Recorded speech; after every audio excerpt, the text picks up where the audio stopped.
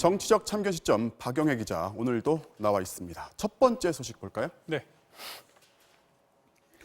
삼청교육대가 교육대학도 아니고인데 박찬주 전 대장 오늘 삼청교육대를 언급을 했는데 사실 이게 뭘까 잘 모르시는 분들도 꽤 있을 거예요. 네, 한국당 영입 대상에서 빠진 박찬주 전 대장 오늘 반격에 나섰지만 논란만 더 켰습니다. 말씀하신 문제가 됐던 그 삼청교육대 발언부터 먼저 다시 한번 듣고 얘기를 계속해 보겠습니다. 네. 어떤 정치적 목적을 위해서 이런 일들을 벌이는 거냐. 군인권센터 소장은 삼청교육대 한번 교육을 받아야 되지 않는 사람인가 이런 생각도 갖고 있습니다. 사실 삼청교육대 하면은 군부 독재 시절에 그야말로 이제 무지막지한 인권 탄압의 상징 아닙니까? 네, 삼청교육대 자료 영상을 함께 보면서 얘기를 계속해 보겠습니다. 네. 네, 통나무를 들고 얼차려를 받는 사람들, 군인이 아닌 일반 시민들입니다. 1980년 전두환 신군부는 불량배나 반정부 세력을 경화시키겠다면서 시민 6만 명을 마구 잡아들였고 이 중 4만 명을 군부대로 보냈습니다. 얼차려는 물론 강목이나 쇠파이프로 폭행을 했고요. 반항하지 못하도록 굶기거나 2시간만 재우기도 했고 도망치려고 하면 실탄 사격을 가했습니다. 54명이 현장에서 숨졌고 397명이 후유증으로 숨진 것으로 확인이 됐고요. 밝혀지지 않은 숨겨진 피해는 더 클 것으로 추정이 됩니다. 그러니까 박찬주 전 대장은 이제 군인권센터 대표를 여기다 보내자 이런 얘기를 한 건데 예. 이 발언의 정치권 반응 어떻습니까? 네, 50 시대에나 어울릴 법한 인물이다. 50 시대 공안검사 출신이 50 시절 장군을 영입했다는 비판을 받을 거다. 다름 아닌 한국당 홍준표 전 대표의 비판인데요. 네. 홍 전 대표는 이 비판으로 올렸다가 내렸습니다. 그 이유는 밝히지 않고 있고요. 진보 진영에서도 당연히 비판 목소리 나왔습니다. 들어보시죠.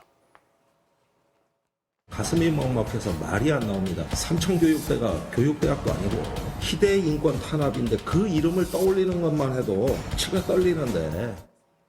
네, 민주당에서는 영입을 철회해라. 민주평화당에서는 반대로 한국당에 딱 어울리는 사람이다. 꼭 영입해라. 이렇게 비꼬았고요. 한국당은 입장을 내놓지 않았습니다. 네, 다음 소식 보겠습니다. 금태섭으로 산토끼 잡을까인데 민주당이 오늘 총선 기획단을 꾸렸는데 금태섭 의원도 포함이 됐어요. 네, 사무총장을 포함해 모두 15명인데요. 27살 프로게이머 출신 유튜버 황희두 씨가 포함돼서 눈길을 끌었고 금태섭 의원 포함됐습니다. 금 의원의 총선 구상부터 들어보시죠. 네.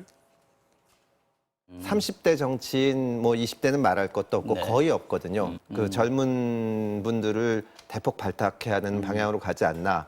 그리고 이제 그 여성 공천도 좀 더 늘려야 되지 않나. 그런 방향을 정하는 것이 총선 기획단의 일입니다.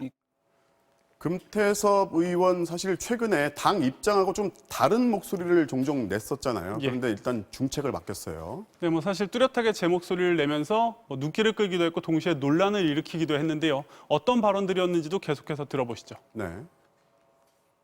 학벌이나 출신과 달리 진보적인 삶을 살아왔다는 이유로 비판받는 것이 아닙니다. 말과 행동이 전혀 다른 언행 불일치 때문입니다. 젊은이들의 정당한 분노에 대해서 동문서답식의 답변을 해서 상처를 깊게 한 것에 대해서 진심으로 사과할 생각은 없으신지요? 기소권과 수사권을 모두 가지는 지금 정부 안과 같은 공수처가 전 세계에 존재하는 케이스가 있습니까? 공수처는 왜 수사권과 기소권을 다 가져야 됩니까?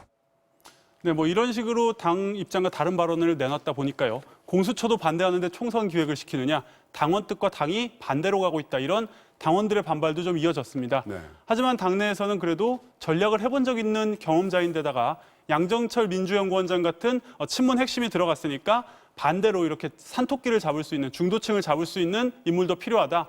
그런 걸 좀 고려한 인선이었다. 이런 평가도 나오고 있습니다. 네. 오늘은 여기까지 듣겠습니다. 지금까지 박영회 기자였습니다.